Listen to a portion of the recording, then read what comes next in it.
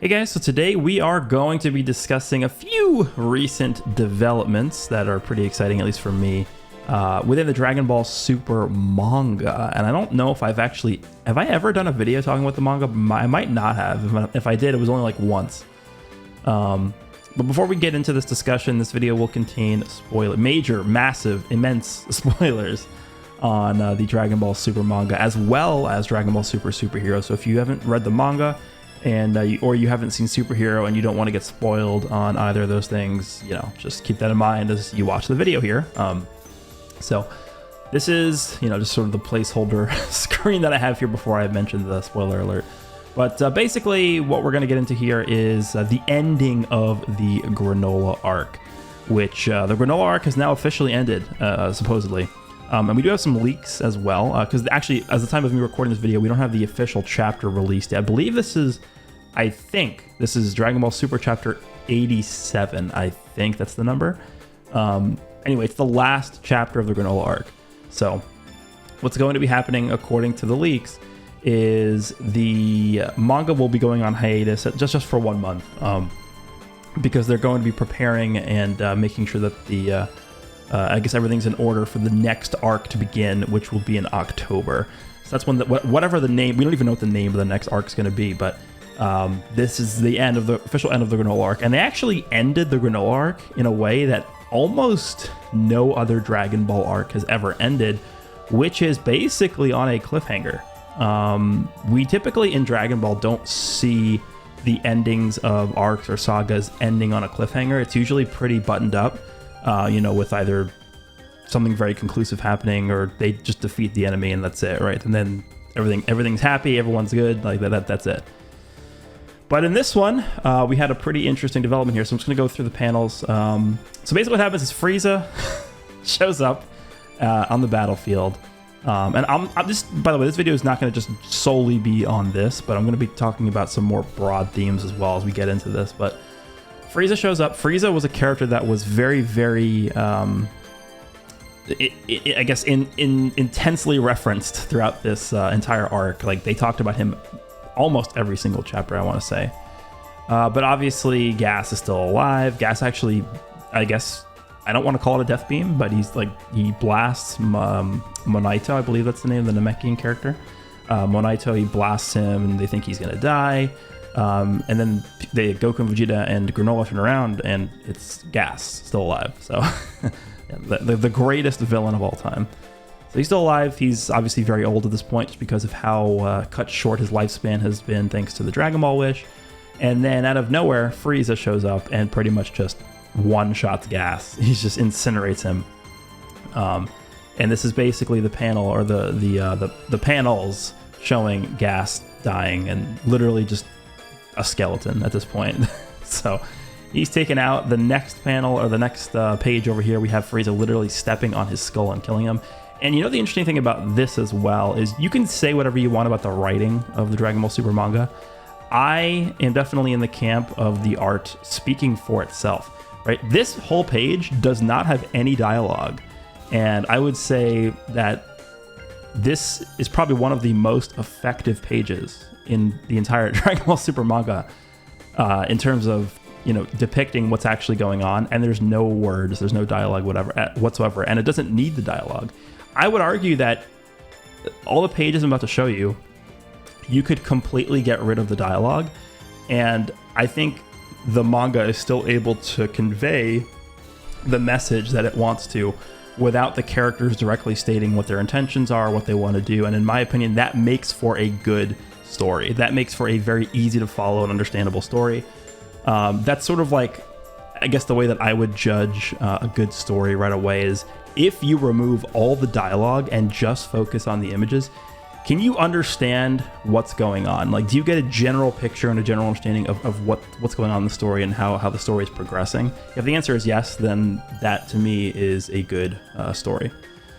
So this is pretty much, again, Frieza crushing the skull of Gas after he's been killed. This is Alak, who's kind of like, if you guys don't know, the leader of the Heaters is what they're called. Basically like a subgroup of henchmen under Frieza that have been serving him for, I think he said like 40 years or something like that. you know, plotting to overthrow him. They're trying to use Gas as like the strongest warrior in the universe or whatever. So Frieza like effortlessly kills Gas. And then obviously Alec's going to be very upset about that. And then Frieza is pretty much like, yeah, this is over. Like you're done.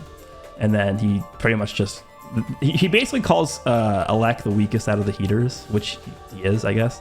And then Alec goes for the punch. Frieza just, you know, very casually catches it and then just kills him. So that's the end of Alec there. But then the big development in this chapter is at the end, where after killing Alec, Frieza pretty much turns to Goku and Vegeta and shows off a new form, which is supposedly named Black Frieza. So there we go. That's pretty much the big reveal here. And I couldn't actually find the panel of Frieza punching a hole through Gas, but it looks like, if you look at it briefly, it seems like Frieza does transform in like a brief instant to his Black Frieza form to kill him. But I don't know, it's very hard to tell. Like it could either be motion lines or the actual transformation. I think that was intentionally done by Toyotaro just to give a little bit of ambiguity, like, oh, did he actually transform or not? I think that's supposed to represent sort of like Goku's view or Vegeta's point of view, where they're looking and watching this fight and they're like, what is going on? Right? Because they're both so confused as to how Frieza was able to do this so easily. But yeah, Frieza transforms into Black Frieza, and pretty much he just, casually one-shots Ultra Ego Vegeta, and then we also have true Ultra Instinct Goku on the right. As you guys don't know, it's a new Ultra Instinct form, sort of. It's basically Goku with Ultra Instinct, but he's also like channeling his emotions as well to sort of back up his power. So that is now supposedly Goku's strongest form, this true Ultra Instinct. And then, of course, you guys at this point should probably have heard of or should know Ultra Ego for Vegeta. It's basically like the God of Destruction form, which is supposed to be on par with Ultra Instinct. And so Frieza just transforms into Black Frieza and just, casually one-shots both of them, and then that's it. That's the end of the chapter. Well, there's a part after this. Frieza pretty much just is like, I don't have time to play with you right now or something, and flies off. And then supposedly Whis shows up, and Goku, I believe, asks Whis, is Frieza the strongest warrior in the universe? And Whis says he doesn't think so. So supposedly there's going to be somebody even stronger than Frieza in the next arc, but we'll see. And according to what Frieza was saying, there's two things to mention here. Number one, Frieza says the reason why Gas wasn't made stronger than him thanks to the wish, because remember, Gas wished to be the strongest character in the universe, right? So that should mean that he was wished to be stronger than Frieza. So why is Frieza stronger than him? Well, Frieza says the reason is because he was supposedly in a different dimension during the time when Gas made the wish, which means technically he wasn't present within the universe. So that's something to take away from that. And then he also further elaborates on that by saying, according to the leaks, that on one of the planets that Frieza conquered, he found a area that led to a different dimension where time moved slower. So essentially he's saying that he found a hyperbolic time chamber. And they actually hinted at this back in the Moral arc. Remember when Goku and Miras were training in the hyperbolic time chamber? But it was like not the one that we know. It was a different hyperbolic time chamber. So there are different entrances to the hyperbolic time chamber realm. And it looks like Frieza was able to find one of those on a different planet. And he mentioned that he had trained in there for, I think it was around 10 years, if assuming that like 1 year equals 1 day in the real world. So if you guys think about how absurd that is, because remember, Frieza for Resurrection F went from Namek Saga level, right, all the way to Super Saiyan Blue level in 4 months. So it took him 4 months to get from Namek to Blue level. He trained for 10 years. So he's going from, I guess we'll just call it Tournament of Power level Golden Frieza, all the way to whoever, like, where we have no idea like what his full power is right now, but we know that he's strong enough to one-shot a full power Ultra Ego Vegeta and a full power True Ultra Instinct Goku. Because remember, right before this happened, it's not like Goku and Vegeta were so worn out after fighting Gas. Goku and Vegeta were just healed by Monaito to their full power. It says that. So they are pretty much at their peak power right now. Doesn't matter. Black Frieza still one-shots both of them. So that's pretty crazy. But yeah, that's pretty much the full developments of what happened in this chapter at the end. Obviously, I've had many people asking about my thoughts on this, which is why I decided to make this video in the first place. But basically, I want to go through some things here. I don't want to make this video too long, but maybe, we'll see if we can keep this under 20 minutes. So I think the biggest thing I've seen is like, all this complaining about the new forms and stuff like that. The first thing I'll say right off the bat is that if you look throughout the history of Dragon Ball, basically starting from the beginning of Dragon Ball Z all the way till now, we've had a consistent pattern of them introducing new transformations for all of the main cast of characters just forever, right? There's always been new transformations. Super Saiyan, Super Saiyan 2, Super Saiyan 3, there's Super Saiyan God now, Blue, Ultra Instinct, Ultra Ego, and there's Ultimate Gohan, there's fusions. Like there's just so many crazy things that happen with transformations, obviously mostly based around the Saiyans, but we have many different villains that also transform. We have first form Frieza, second form Frieza, third form Frieza, final form Golden, Cell is first, second form, he has perfect form, he has super perfect form, like we have all the forms of Boo. So characters transforming is not a new concept. Transformations are, I think, when you look at everything in the everything that sort of comprises Dragon Ball as a series, I think you could probably narrow down transformations, like the concept of a transformation, as like either number 1 or number 2 in terms of what hypes up the series and what gets people excited to see more and become more invested in the series. Transformations are very, very powerful in terms of generating hype for the series. So that is never going to change, right? We're always going to be getting more transformations. I remember when Ultra Instinct first came out, not Ultra Instinct Sign, like silver-haired Ultra Instinct, like the quote-unquote mastered, or whatever, if you want to call it that or not, Ultra Instinct form in the Tournament of Power, and people instantly started saying, all right, this is it. Goku is not going to be getting any more transformations. This is the final one. That's just incorrect. I'm telling you, because we already have this new Ultra Instinct form. It's a true Ultra Instinct, right? So technically he already has a new form. But even past this, for however long they want to sort of hold on to this form is up to them. But at some point we will be getting more transformations for Goku. Just do not forget to keep that in mind. We will, for guaranteed, be getting new transformations for Goku. The second thing I've seen sort of relating to this Black Frieza form is the fact that people are sort of like underwhelmed by the design. Now, I definitely will say that we don't know how this is technically going to look in anime form once they do end up adapting this, because there's simply there's no color here. But based on the name, I'm assuming that it's just, all the parts that are black on Frieza right now are just going to remain black. We don't know what color, like the little crystal portions of him, like his head and shoulders in the middle portion of his chest. Like we don't know what color those are going to be. Is that white part, like the white portion on his chest, like is that going to remain white or is that going to be gold? Like we don't know. So I think they could animate this in a way and they could design this form in a way that looks really good. But I think the reason why they didn't go down the path of like actually making a completely new design for the character is because Frieza at this point is definitely a mainstay main character. Like he's one of the main cast of characters in Dragon Ball now. And I think what they're trying to do here is they're just trying to have him have an identifiable design even with a new form, right? And if you take a look at pretty much every single form that we've gotten in Dragon Ball Super, every single character that's gotten a new form pretty much has remained not going like super crazy with the design, right? I think the biggest example I can really come up with is like nobody has like a cooler to final form cooler level transformation where they look completely different, right?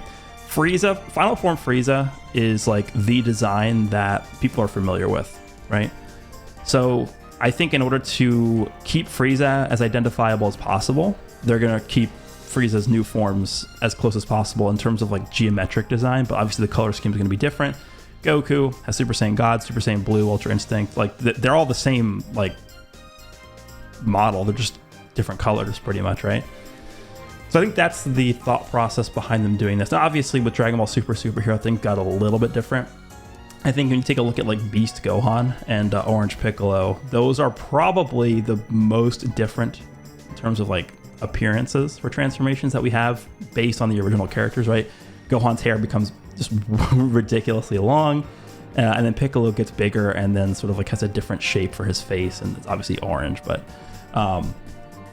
for the most part, all these characters that have their own unique transformations now, which is definitely a path they're going down, they all sort of resemble very, very closely their original designs, which I think is just, again, them trying to be as keep as close as possible to the original identifiable designs of these characters, so people who are not like major fans of the series can look at a character and be like, oh, that's that's Goku, or that's Frieza, or that's Vegeta, or that's Piccolo, whatever, right?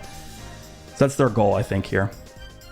So I think overall, because again, I haven't really done, I don't think, a discussion video on the manga ever. I think this is probably the first one I've done. But I am not really the biggest fan of the Granola arc, for sure. I thought the arc overall was pretty subpar. And to be honest with you guys, I wasn't even the biggest fan of the Moro arc either, but I definitely thought the Moro arc was way better than the Granola arc. This isn't going to be a video going into the Moro arc, but I thought Moro looked really promising at first, like as a villain. And I was really excited for that arc, actually, until things sort of went downhill and he just became a generic villain and started doing the same thing over and over again. But for the Granola arc, there wasn't really much story going on for this. It was kind of just, a giant, like 10 chapter long brawl, and then they tried to sort of fit in Bardock somehow, and then things got very weird. I just wasn't really into it that much. Fighting is cool, and obviously that's the main portion of what makes Dragon Ball. But for me, the villains are what really drive the story. And in my opinion, Gas was literally the worst villain probably of all time. He was I could not get invested at all. I did not care at all about Gas. I literally just could not care less about what happened to him. So I think up until this final chapter, I was just so uninvested. In fact, I had stopped reading the arc very early on into this fight that started between, I guess you can call it a four-way fight between Goku, Vegeta, Granola, and Gas. The fighting is cool. I think the art was very, very well done. The art by Toyotaro is always very well done, but it just felt like it was just lacking substance, in my opinion, and I just wasn't really invested. So I just kind of stopped reading it. Eventually, I went back and reread it, but this ending was, I think, a very good way to end this. It's sort of like you can almost look at it as the manga being almost self-aware in a way, where they knew that people really didn't care about this arc at all, and they're like, okay, well, I guess we can just end it with a bang. And they had Frieza come in and just sort of like wrap it all up like this, just to get it move into the next arc here. But I guess we can sort of take this into the final thing I want to talk about here, which is like, where is this series going?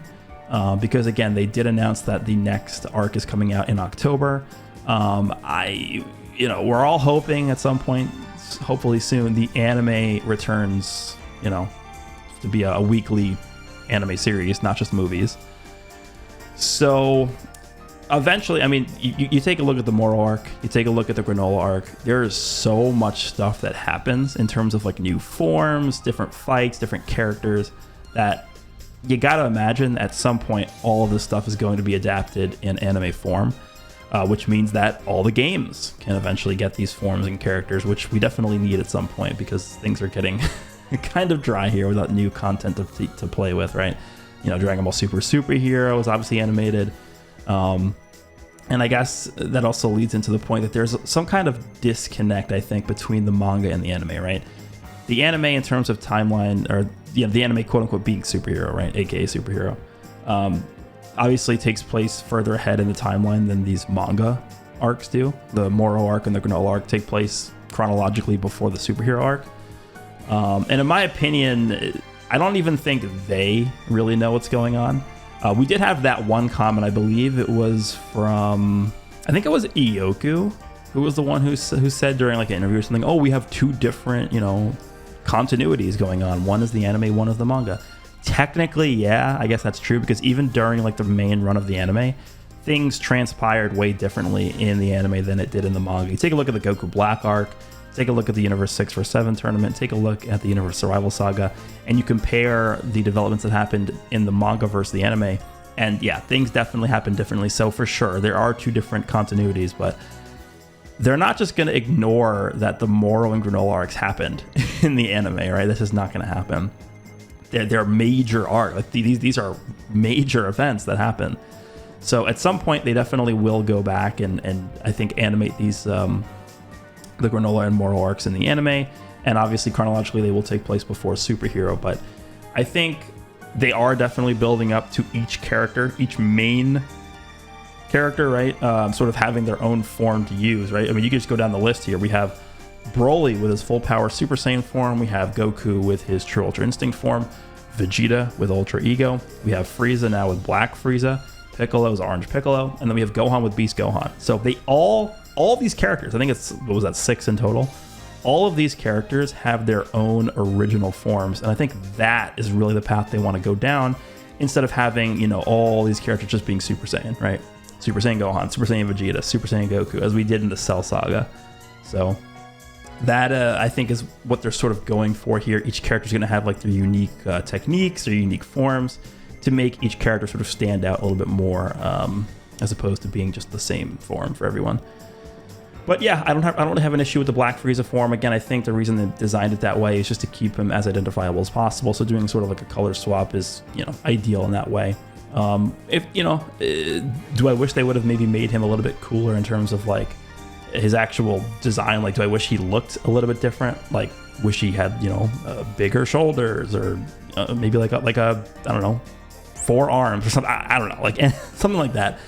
I probably would say no. I'm okay with the current design of Frieza, but in terms of like the form design, I don't really have any major complaints. But we'll have to wait and see how it looks animated, because that's when we'll really be able to see sort of like the full extent of how it looks. But let me know down below what you guys think of this development, as well as your overall thoughts on the manga, as well as, I guess, you know, how excited you are for potentially seeing this stuff animated once the anime hopefully eventually comes back. Hope you guys enjoyed this video, and I'll see you all in the next one.